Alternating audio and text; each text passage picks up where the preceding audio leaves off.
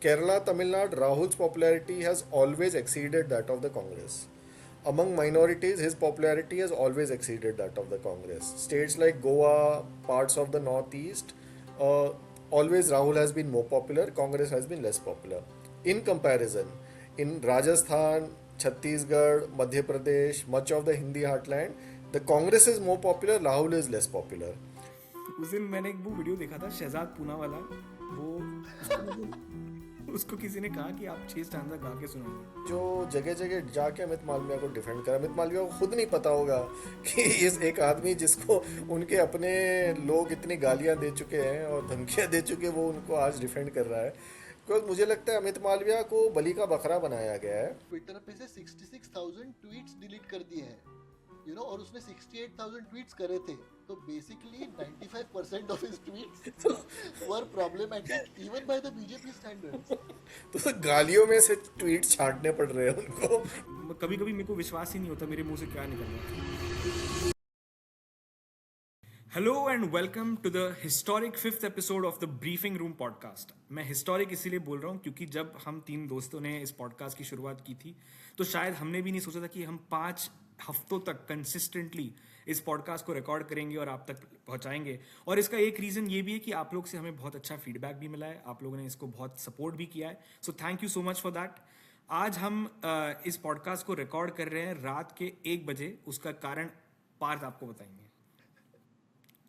नहीं नहीं, हम कल रात को हमने एक पॉडकास्ट रिकॉर्ड किया था and there was a technical glitch and I have been reporting in the tribal district of Gadchiroli और मैं अभी लैंड हुआ हूँ बॉम्बे में।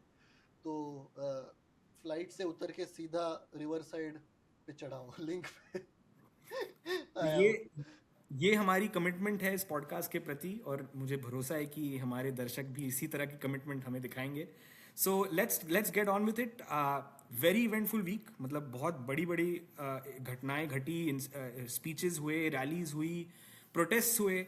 But we'll start off by talking about Rahul Gandhi's rally in Pune. उनकी छात्रों की गूंज की सीरीज में आई थिंक ये चौथा इवेंट था। इसके पहले वो उन्होंने कोटा में एक रैली करी थी, मुझे लगता है देहरादून में एक और रैली करी थी, एक और कोई शहर में रैली करी थी, और ये चौथा उनका इवेंट है जो पुणे में हुआ। और it was unique in the sense कि वो ऑल विमेन इवेंट था। तो इसके बारे में लेट्स स्टार्ट। पार्थ, आप महाराष्ट्र से ही है, आप अभी यहाँ रहते हैं, आपका क्या क्या फीडबैक रहा है इस रैली के बारे में? Well, the rally, massive feedback, massive support, massive response. बहुत सारे लोग आए थे और जिस तरह से people were talking about it on social media, at least in Maharashtra, Marathi में जो लिख रहे थे अलग अलग Facebook पे, I thought that event was quite a hit. And when I heard that speech, I also felt like it was one of the most progressive speeches I have heard from a leading Indian politician. ठीक है। और अगर हम देखें राहुल गांधी का जो reach out है towards Gen Zs, उन्होंने कहा कि स्मैश द पेट्रियार्की, और एक तरफ when you contrast that with Narendra Modi speech saying कि लड़कियां गाली देती है तब कल्चर शॉक लगता है, तो that contrast couldn't B sharper after last night speech. The entire event was very progressive. जिस तरह से राहुल गांधी ने स्पीच दिया, काफ़ी इलेक्ट्रीफाइंग स्पीच था।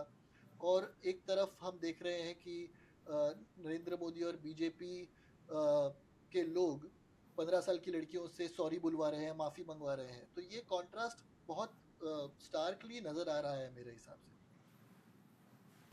थिंक राहुल गांधी का एक लर्निंग कर्व भी मुझे नज़र आया कि ये विमेंस एम्पावरमेंट वगैरह की बात आपको याद होगा, ये 2014 के इलेक्शन कैंपेन में भी उन्होंने की थी, पर उस वक्त वो बहुत थियोरेटिकल लगता था। इट डिड नॉट सीम कि उसका किसी को पर कोई असर पड़ रहा है। I am sure his intentions were all good even then, but it was not really connecting. This time I felt that he has a very good comfort level, and he's not. Otherwise, there's always been this tendency in the Congress कि we will only interact with those who are from a disadvantaged background. But this time Rahul felt confident enough to have a very good engagement with the urban Gen Zs also.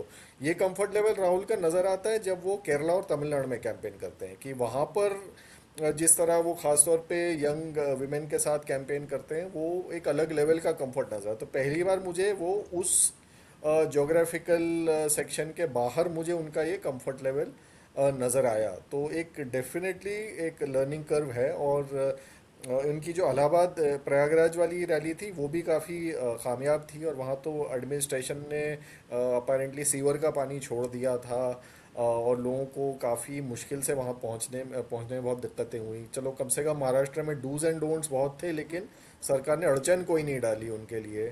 सो ये दो successful इनके ये छात्रों के गूंज अभी events हुए हैं। And also, just to add to that, I feel that after the CJP protest, जो माहौल बना है देश में, I think he's actually capitalizing well on that. उसका जो Gen Z outreach रहा है, he has raised issues, he has supported people who have protested. Uh, Delhi में एक साहिल करके एक लड़का है, उसको पेलेट की इंजरी हुई है आंख में, and he went with him to the police station and got an FIR filed. He sat outside the police station. He pressurized the police to file that FIR. So I think that whoever participated in that protest or whoever resonated with that protest, he's sort of capitalizing on that. On the other hand, BJP का भी एक Gen Z outreach का campaign शुरू हो रहा है, and I think they have appointed Nitin Nabin and Smriti Irani as in charge of that campaign. Now Smriti Irani, if you remember, was the education minister when Rohit Vemula died by suicide in the Hyderabad University. Her own degree उसका कुछ अता पता नहीं है, L से कहती है कि वो डिग्री लाई है। तो ये कॉन्ट्रास्ट मैं बार बार कह रहा हूँ कि कांग्रेस और बीजेपी और राहुल गांधी और मोदी का जो इकोसिस्टम का कॉन्ट्रास्ट है वो ज़्यादा स्टार्कली नज़र आ रहा है। हाँ, मुझे दो तीन चीज़ें लगती है। एक तो जब मोदी का राइज हो रहा था और राहुल गांधी यूपीए सरकार थी और यूपीए की सरकार में राहुल गांधी का कोई पोजीशन उस समय नहीं था, तो उस वजह से ना राहुल गांधी की कोई क्रेडिबिलिटी नहीं थी। तो he would say a lot of good things, well intention things, but nobody would take it seriously because लोगों को लगता था यार कि इट्स नॉट एज इफ ये कोई मिनिस्टर भी बने हैं, इट्स नॉट एज इफ ये खुद प्राइम मिनिस्टर बनने वाले हैं। तो there was some disconnect between the privilege that Rahul Gandhi enjoyed and the responsibility that he was willing to take. आज जो डिफरेंस है उस राहुल गांधी और आज के राहुल गांधी में वो ये है कि he is now being the front face and taking leadership in his own under his own name in the last 2-3 years, and I think that is finally started to pay off dividend where people see अच्छा चलो खुद मैदान में उतर रहे हैं मोदी के खिलाफ। और दूसरी चीज मुझे लगती है कि Rahul Gandhi has consistently been like, I have personally never found Congress politics to be appealing, लेकिन he has consistently been very progressive in what he says. तो जैसे उन्होंने जो बात विमेन के बारे में बोली, मुझे लगता है कि वो बहुत आइकॉनिक लाइन साबित होगी, वेर ही सेड कि women, you can have relationships with your brothers, with your fathers, with your husbands, but you don't belong to them. मुझे लगता है बहुत पावरफुल चीज़ है हमारे समाज जहाँ पे पेट्रियार्की की इतनी जड़ें मजबूत है। वहाँ एक तरफ नरेंद्र मोदी कहते हैं कि बच्चियाँ गाली देती है, हाय हाय कितनी बुरी बात है ये, उसी इरा में उसी वक्त में एक ऑपोजिशन के पॉलिटिशियन विमेन को ये बोल रहे कि आप किसी की जायदाद नहीं हो। ये बहुत एम्पावरिंग मैसेज है, ये बहुत अच्छी चीज़ है।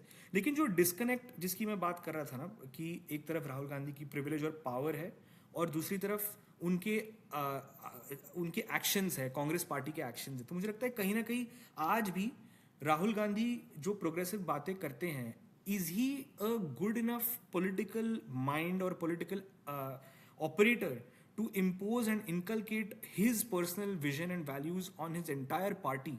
वो अभी तक मुझे नहीं लगता he is been able to demonstrate that. जैसे उनकी 4 जगह पे सरकारें हैं ऑलरेडी। कर्नाटका जहाँ पे उनकी सरकार है, वहाँ पे एक भी वुमेन को उन्होंने कैबिनेट में नहीं लिया हुआ। It's a all mail cabinet.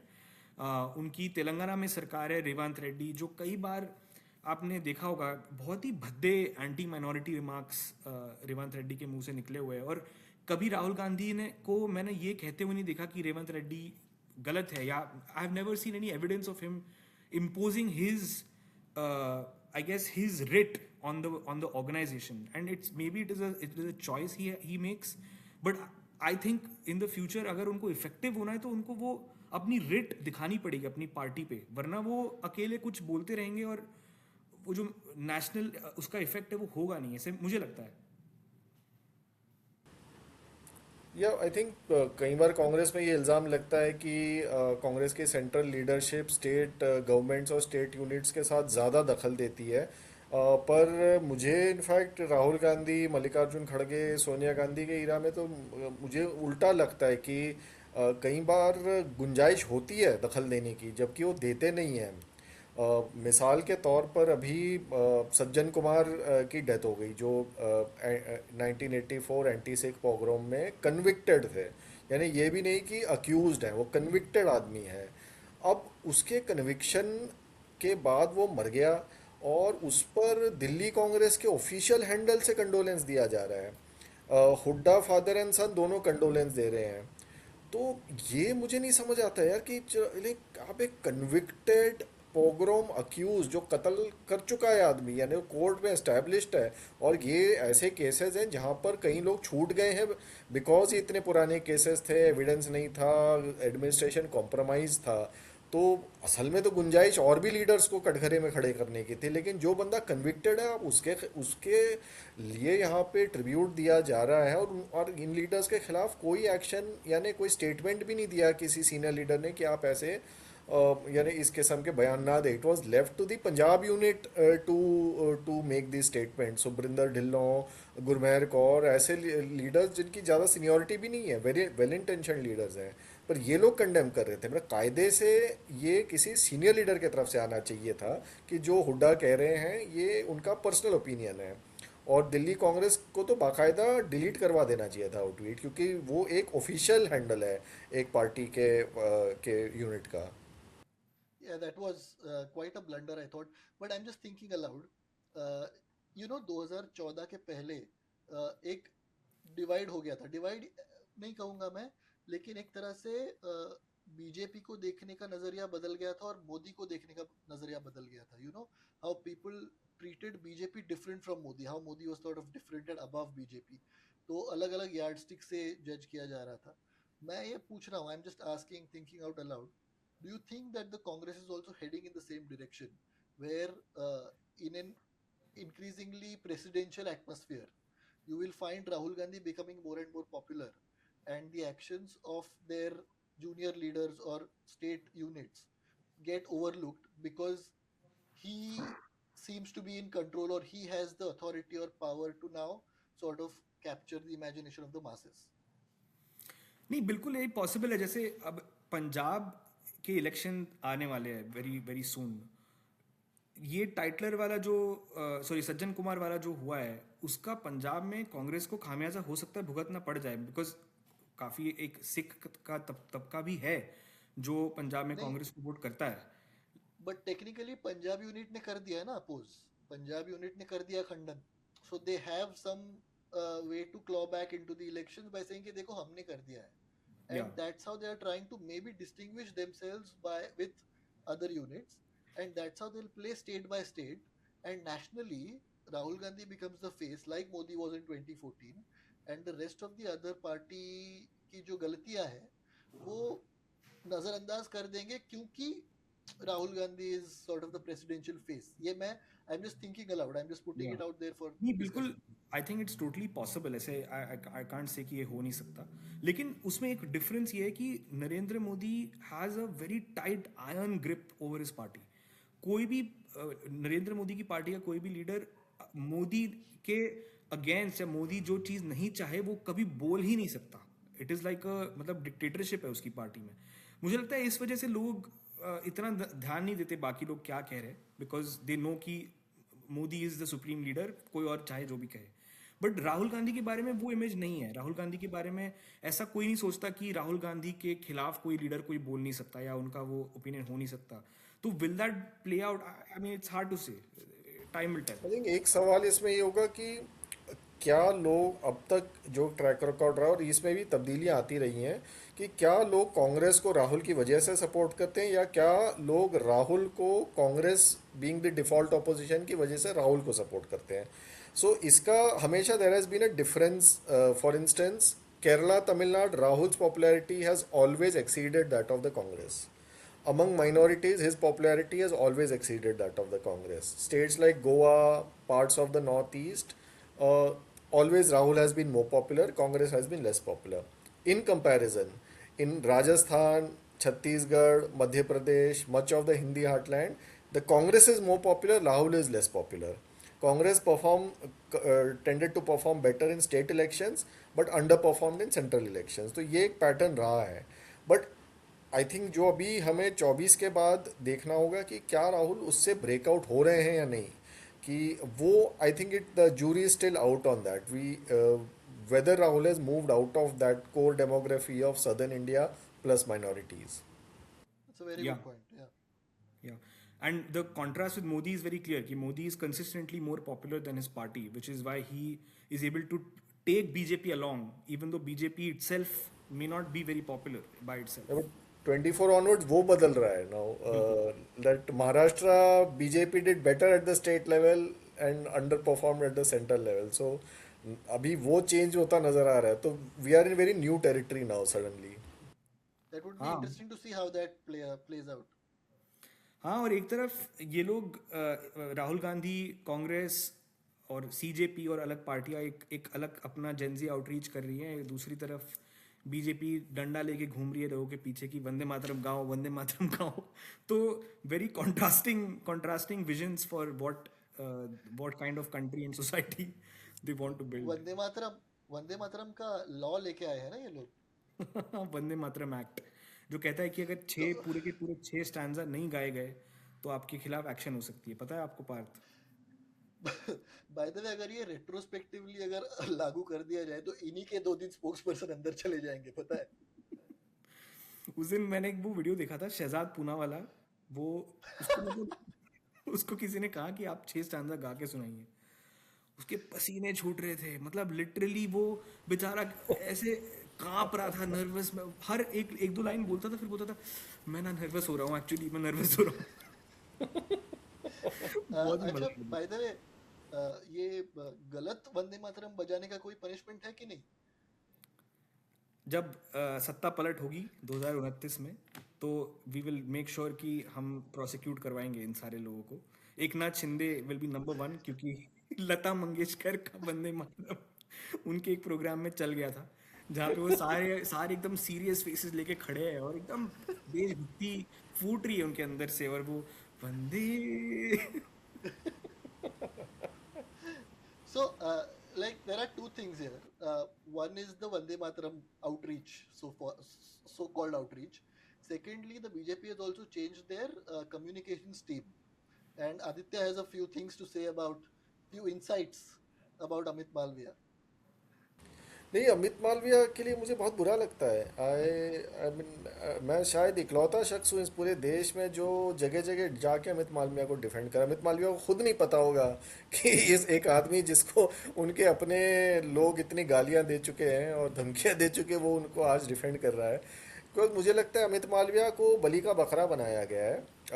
And उसमें एक सरकार की एक देयर इज ए उनके एक कॉग्निटिव प्रॉब्लम है. बिकॉज इन्होंने उस पूरे मामले को एक कम्युनिकेशंस फेलियर करके दिया है जो सीजेपी प्रोटेस्ट था, जबकि वो एक पॉलिटिकल फेलियर था. यानी आप उसके लिए PM, home minister, education minister, आपके आरएसएस, एबीवीपी, बीजेवाई में सारे लोग जिम्मेदार हैं. लेकिन बलि चढ़ गया अमित मालविया के. एज इट इज़ उस बेचारे के साथ इतना बुरा हुआ है. कोई बहुत ही कमबख्त वेंडर ने वो एक घटिया सा वीडियो बना के उससे पैसे ऐंठ लिए हैं और वो उसका बिल चेप दिया है उस पर, और निकाला भी गया बंदा.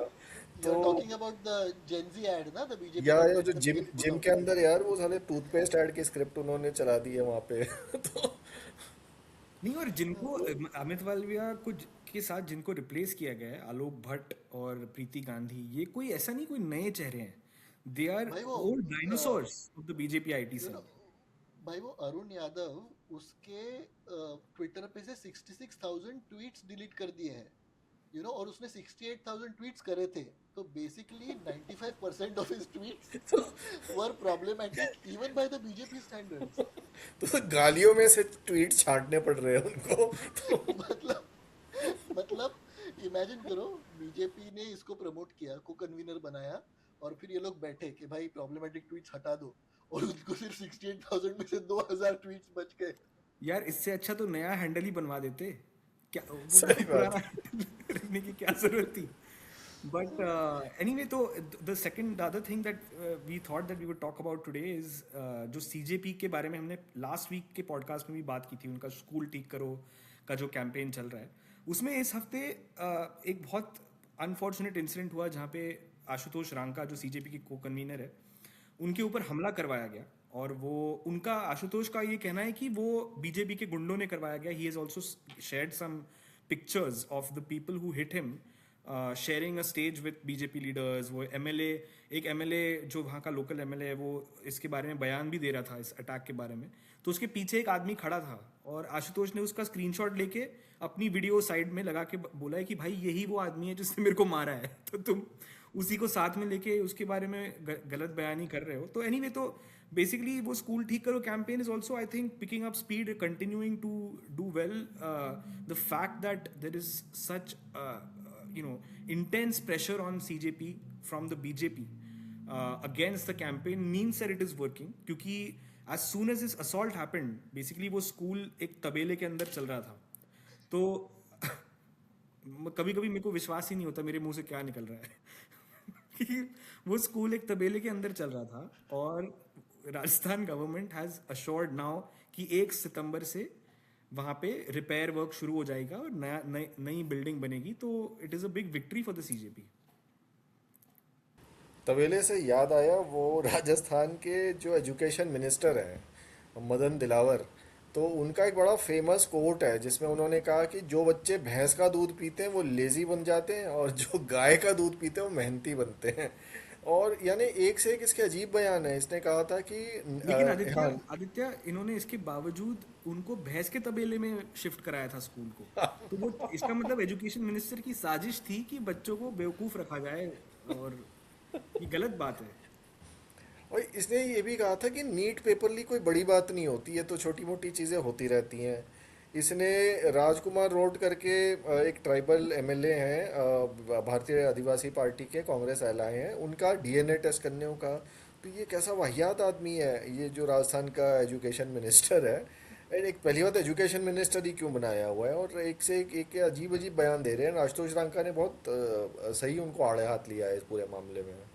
मैं कह रहा था कि also it is sort of backfiring on the BJP. मतलब जो ऑप्टिक्स है पूरा, कि कुछ लोग एक्टिविस्ट स्कूल ठीक करने की बात कर रहे हैं और दूसरी तरफ बीजेपी के एसोसिएटेड लोग इन लोगों पे हमला चढ़ा रहे हैं। तो ये ऑप्टिक्स भी बीजेपी पे बैकफायर कर सकती है इन द लॉन्ग रन। नहीं, और मुझे लगता है इसीलिए उन्होंने बहुत जल्द ही अपनी रणनीति चेंज की है। जैसे ही हमला हुआ, हमले के बाद CJP ने 48 आवर्स की अल्टीमेटम दी, बोला कि इस डेट तक अगर आप स्कूल ठीक करवाने के लिए फंड्स नहीं लाते, या और भी 2-3 उनके डिमांड्स थे, तो वो 48 आवर के अल्टीमेटम के अंदर अंदर Rajasthan government had to respond and say कि नहीं हम करेंगे इसको। और उनका ऑफिसर बाकायदा उस वहाँ पे एक दौरा करने गया, उसने पूरा इंस्पेक्शन किया और मेरे ख्याल से 18 लाख रुपए पास तुरंत हो गए कि इसकी रिपेयर वर्क तुरंत शुरू करवाया जाए। तो it makes me very hopeful कि अगर स्कूल के इशू पे CJP बीजेपी को बैकफुट पे डाल पाई है। मतलब महाराष्ट्र के एजुकेशन मिनिस्टर जो दादा भूसे उनका नाम है, उन्होंने स्टेटमेंट दिया है कि अभिजीत दिपके ने जो चीज़ें फिक्स करने के लिए बोली है महाराष्ट्र के गवर्नमेंट स्कूल्स में, वो हम करेंगे बिना किसी शर्त के। Not attacking CJP, not trying to be too smart, just simple acknowledgement कि हाँ कुछ चीज़ें गड़बड़ है और हम इसको फिक्स करेंगे। तो ये it is a very welcome thing. मतलब we are sort of seeing like different layers of responses, right, from the state machinery and its allies, so to speak. जैसे लातूर में अभिजीत दिपके गया तो बगल वाले स्कूल के बच्चे आके बिठा दिए एक स्कूल में बिकॉज विजिट होने वाली थी, पता था। राजस्थान में आशुतोष रांका गया तो ही वॉज असॉल्टेड, और बंगाल में अब्दुल गया तो he was attacked so badly that his father lost his life. So we are seeing like different layers of responses from uh, the state allies to the CJP campaign. लेकिन ये CJP protest का एक और side effect हुआ है, और वो है कि एंटी रिजर्वेशन प्रोटेस्टर्स अब जंतर मंतर पर आ चुके हैं और वो सरकार से कह रहे हैं कि रिजर्वेशन को अब सिर्फ इकोनॉमिक बेसिस पे दिया जाए। आप सबको याद होगा कि ये जो सेक्शन ऑफ प्रोटेस्टर्स हैं ये भी धर्मेंद्र प्रधान का रेजिग्नेशन मांग रहे थे यूजीसी रेगुलेशंस के ऊपर। तो जब सीजेपी के प्रोटेस्ट के बाद धर्मेंद्र प्रधान को हटाया गया तो इन लोगों में काफ़ी गुस्सा था कि जब हम कह रहे थे तब आपने नहीं हटाया, और अब ये जो लिबरल और लेफ्टिस्ट बच्चे जब प्रोटेस्ट करने लग गए आपने इनके कहने पे हटा दिया। तो इससे गुस्सा होकर अब इन्होंने एंटी रिजर्वेशन प्लान पे प्रोटेस्ट शुरू किया है। सरकार की तरफ से पहला मेजर बयान आया है चिराग पासवान की ओर से, जो कह रहे हैं कि इनसे बातचीत होगी और हम इनके कंसर्न्स को एड्रेस करेंगे। चिराग पासवान एक इंटरेस्टिंग कैरेक्टर इसमें है कि वो दलित लीडर है, लेकिन वो बिहार में उनकी एक बहुत ही, उनकी और रामविलास पासवान दोनों की बहुत ही प्रो अपर कास्ट छवि है। तो ये जब पिछला इलेक्शन, नॉट 25 का, 2020 इलेक्शन में जब बहुत सारे अपर कास्ट कैंडिडेट्स को टिकट नहीं मिला था बीजेपी जेडीयू अलायंस के वजह से, तो काफ़ी सारे अपर कास्ट कैंडिडेट्स ने, और इवन इंक्लूडिंग दोस्त जो आरएसएस बैकग्राउंड के थे, उन्होंने चिराग पासवान की पार्टी से कंटेस्ट किया था। तो ये हमेशा से एक अपर कास्ट, बिहार में अपर कास्ट की एक प्रो पार्टी मानी जाती है। तो इनके तरफ से बयान आना मेरे हिसाब से सिग्निफिकेंट है। सो आपको क्या लगता है, will something come out of this, how will the government handle this?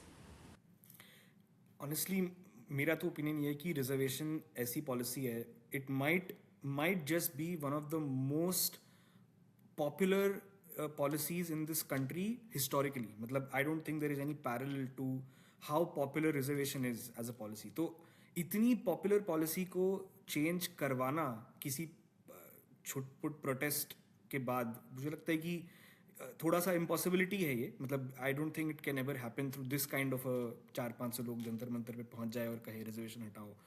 कभी इसको अगर ये तब हटेगी रिजर्वेशन जब एक्चुअली मास सेंटिमेंट रिजर्वेशन के खिलाफ हो, जो कि मुझे लगता है we are very far from that, क्योंकि इट इज़ अ फैक्ट कि रिजर्वेशन के लिए एक ऑर्गेनिक डिमांड है इंडिया में। तो मुझे लगता है बीजेपी किसी भी हालत में ये गलती नहीं करेगी रिजर्वेशन के बारे में कुछ मिसस्टेप हो जाए उनसे, बिकॉज 2024 के इलेक्शन में जो पूरा नैरेटिव बना था कि कॉन्स्टिट्यूशन ये लोग बदलना चाहते हैं रिजर्वेशन को हटाने के लिए, that really affected them very badly. मतलब मुझे पता है महाराष्ट्र में उसका कितना बड़ा इफेक्ट था, यूपी में बहुत बड़ा इफेक्ट था।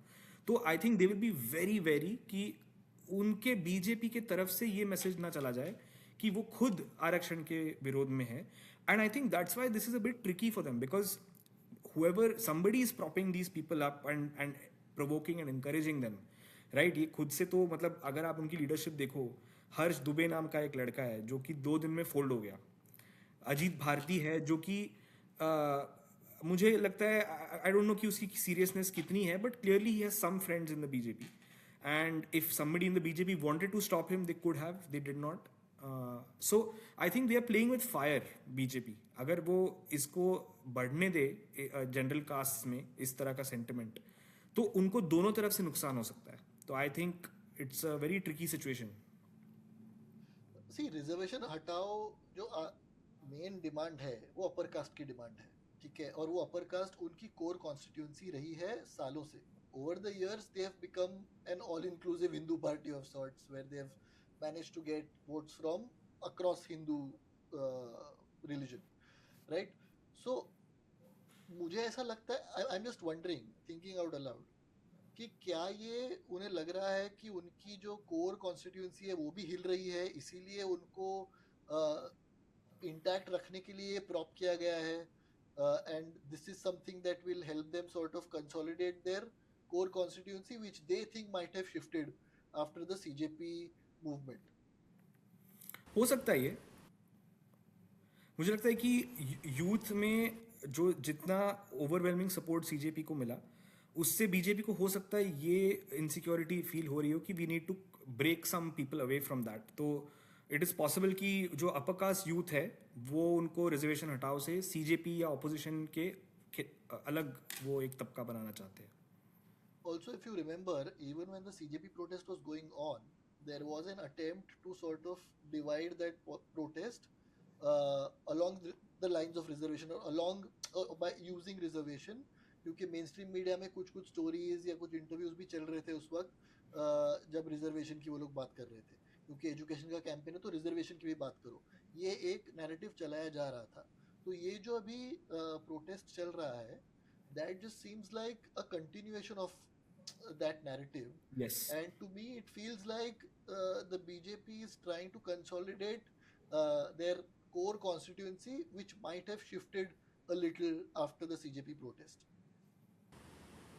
आई थिंक इसमें ये जो प्रशांत किशोर की जीत भी एक इम्पॉर्टेंट साइन था कि जब एक highly upper caste dominated seat वो जीते थे, ऐसी सीट जो 30 साल से ये लोग हारे नहीं थे, तो उससे भी एक संकेत गया था कि अपर कास्ट टेक्टिकली बीजेपी को वार्निंग दे सकता है। लेकिन इस प्रोटेस्ट में ये भी हो सकता है कि ये बीजेपी के या उनके इकोसिस्टम की एक तरकीब और नक्शे ऑल्सो टच्ड अपॉन दैट कि किसी तरह से ये यूथ मोबिलाइजेशन में रायता फैला दिया जाए। इनको हम बाद में अपने तरफ कुछ भी एक हो सकता है ईडब्ल्यूएस को और 5% बढ़ा दें और हम कोई लॉलीपॉप इनको दे देंगे या एक हाथ जगह सीएम रिप्लेस करके अपर कास्ट सीएम दे देंगे, तो और वैसे भी इस सेक्शन को कहाँ जाना है हमारे ही पास आएगा, ये हो सकता है बीजेपी की थिंकिंग हो। पर फिलहाल इनको रायता फैलाने दो ताकि ये जो यूथ मोबिलाइजेशन है वो एक कास्ट वाला एंगल ले ले। ये भी हमें याद करना चाहिए कि सीजेपी प्रोटेस्ट से पहले यूथ मोबिलाइजेशन ज़्यादातर कास्ट बेसिस पे ही हुआ है। पाटीदार आंदोलन, महाराष्ट्र में रिजर्वेशन आंदोलन, जाट रिजर्वेशन आंदोलन, कापू रिजर्वेशन आंदोलन, तो ये सारे थे तो ले देकर तो अनएम्प्लॉयड यूथ के ही आंदोलन थे, लेकिन they took the form of caste protest. तो मेरा ख्याल है इनका ये कैलकुलेशन है कि एंड में तो कास्ट पॉलिटिक्स में ही आना है यूथ प्रोटेस्ट को, तो क्यों ना ये अभी से ही हम ये वाला चाल चल के देखें।